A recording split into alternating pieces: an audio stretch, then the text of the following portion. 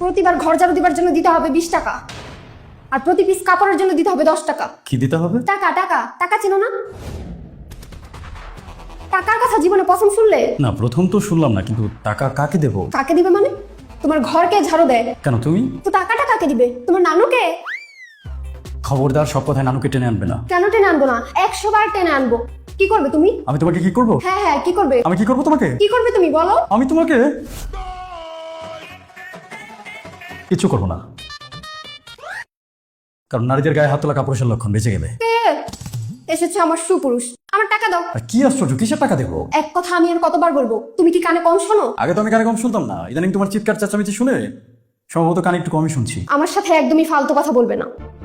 আমার টাকা দাও, তা না হলে তোমার বাসার সমস্ত কাজ ফেলে আমি চলে যাব। তুমি কোথায় যাবে? আমি কোথায় যাবো সেটা কি তোমাকে বলে যেতে হবে?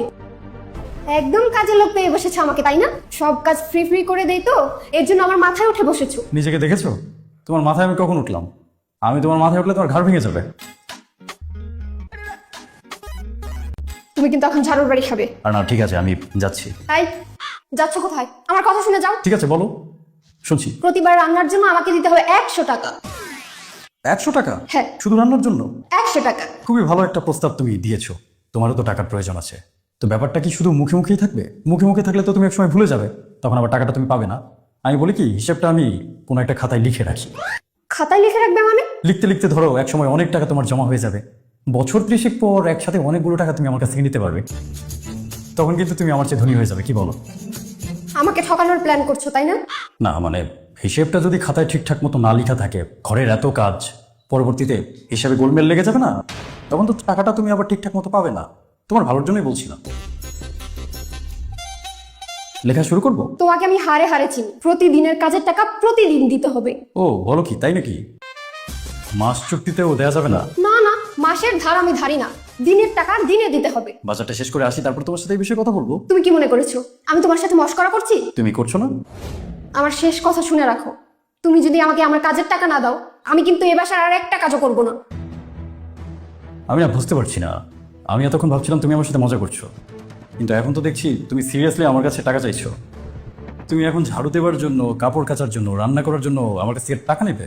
এটা কেমন কথা? এটা খুবই ভালো কথা। এরকম আরো কত শত কাজ পড়ে আছে যেগুলোর হিসাব আমার তোমার সাথে করতে হবে। সমস্ত কাজের লিস্ট আমি বানাচ্ছি, আমার দিনের টাকা দিনেই বুঝিয়ে দিতে হবে। লন্ড্রিতে গিয়ে একটা শার্ট ইস্ত্রি করলে তাকেও টাকা দিতে হয়, আর আমাকে টাকা দিবে না?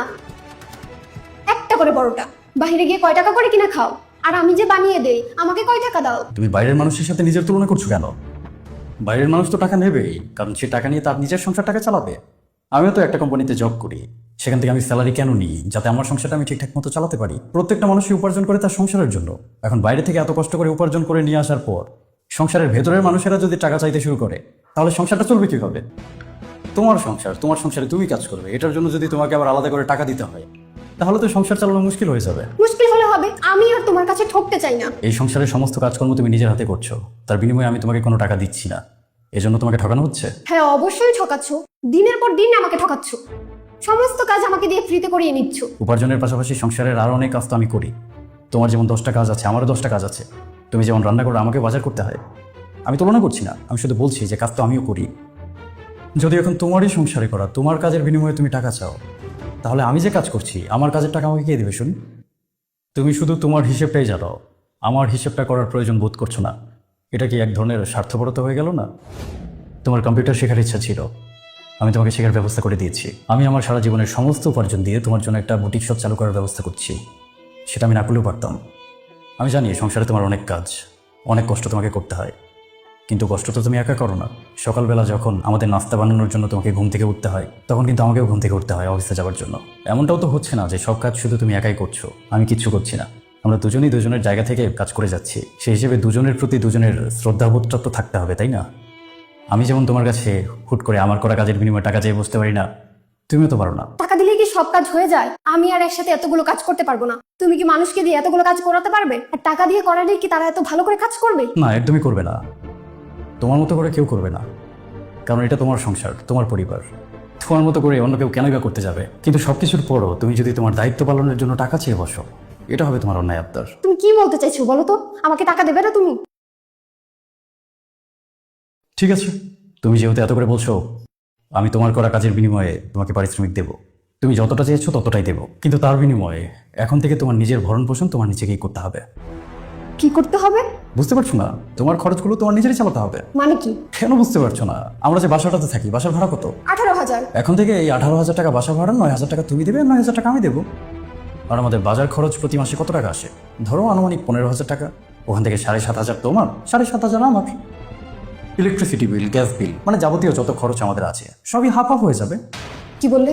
সহজ বাংলায় বললে, এখন থেকে আমাদের যত খরচ হবে সমস্ত খরচের অর্ধেক তুমি বহন করবে, অর্ধেক আমি বহন করব। এবং টাকাটা তুমি কোথায় পাবে সেটার সমাধান দিচ্ছি। তুমি যে বাসায় এত কাজ করো সেটার বিনিময়ে আমি তোমাকে টাকা দেবো। ছি ছি ছি ছি, তোমার মন মানসিকতা এতটাই নিচু। ছিছি করছো কেন? এখন তো আমরা দুজনেই স্বাবলম্বী। আমি বাইরে থেকে উপার্জন করে নিয়ে আসি, তুমি বাসায় বসে উপার্জন করো। তাহলে দুজনের খরচ দুজন চালাতে সমস্যাটা কোথায়? আর এমনটাও তো না যে আমি তোমাকে কোনো টাকা পয়সা দিচ্ছি না, বাইরে থেকে টাকা পয়সা এনে তোমাকে চালাতে বলছি। আমি তো তোমার কাজের বিনিময়ে তোমাকে টাকা পয়সা দেবো। আর স্বাবলম্বী হওয়ার পরও তুমি যদি আমার টাকায় চলো, এটা তোমার জন্য একটা লজ্জাজনক ব্যাপার না? একটা আত্মসম্মানের ব্যাপার তো আছে নাকি? তোমার তো আত্মসম্মান আছে, নেই বলো? তারপরে যদি তুমি টেনশনে পড়ে যাও, তোমার টেনশন আমি দূর করছি। ধরো প্রত্যেক মাসে আমাদের প্রায় 60,000 টাকার মতো খরচ আসে। এখান থেকে 30,000 আমি দেবো, 30,000 তুমি দেবে। কিন্তু তোমার ওই যে ঝাড়ু দেবার 20 টাকা, কাপড়ের 10 টাকা, রান্নার 100 টাকা মিলিয়ে যদি তুমি মাসে 30,000 টাকা উপার্জন না করতে পারো, সমস্যা নেই, 2-3,000 যদি কম থাকে সেটা আমি দিয়ে দেবো। হাজবেন্ড হিসাবে আমি তো এতটুকু করতেই পারি, কি বলো? আমি কখনো কল্পনা করিনি তুমি আমাকে এই ধরনের কথাবার্তা বলবে। আমার ভরণ পোষণের জন্য আমি কেন টাকা দিতে যাব? তুমি তো আমার দায়িত্ব নিয়েছো। একই সাথে দায়িত্ব এবং টাকা পয়সাকে দাঁড় করানোর কোনো সুযোগ নেই। যদি দায়িত্বের কথা বলো, তাহলে দায়িত্ব যেমন আমার আছে তেমন দায়িত্ব তোমারও আছে। আর যদি টাকা পয়সার প্রসঙ্গে যাও, তাহলে আমিও টাকা পয়সার প্রসঙ্গে যাব। দায়িত্বটা কিন্তু আমি একা নিইনি, তোমারও দায়িত্ব রয়েছে।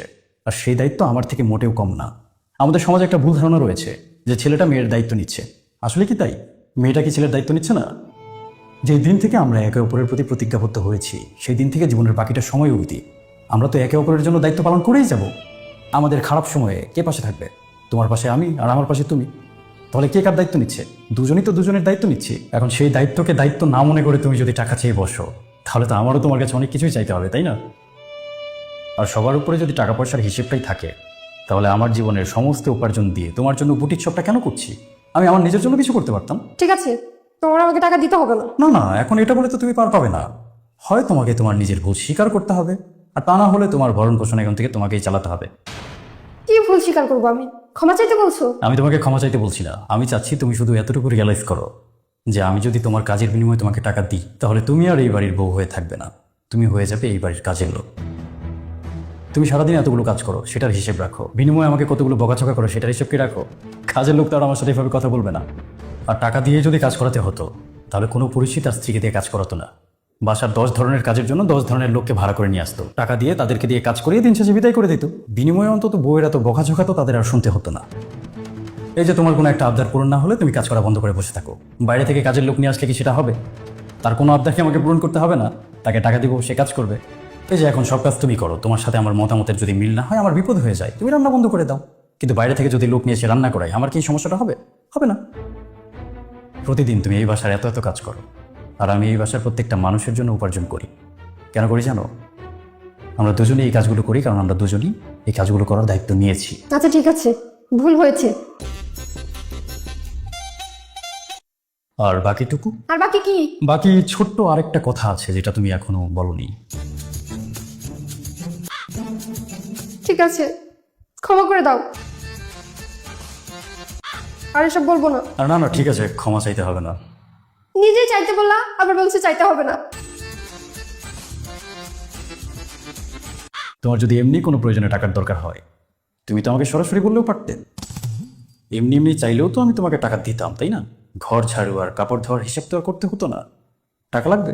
হ্যাঁ লাগবে। কি করবে টাকা দিয়ে? আমার বান্ধবী খুব বিপদে পড়েছে, ওকে কিছু টাকা দিতে হবে। সেটা তো আমাকে সরাসরি বললেও পারতে। কত টাকা লাগবে? একটু পরে আমি তোমার বান্ধবীকে পাঠিয়ে দিব, ওকে বলে দাও। আচ্ছা ঠিক আছে। আর কখনো এরকম উল্টাপাল্টা কথা বলবে না না, আর কখনো বলবো না। এই যে কানে ধরেছি। কানে ধরলে কিন্তু তোমাকে সুন্দরই লাগে। তুমি সারাদিন এভাবে কানে ধরে থাকতে পারো না? যা তো তুমি।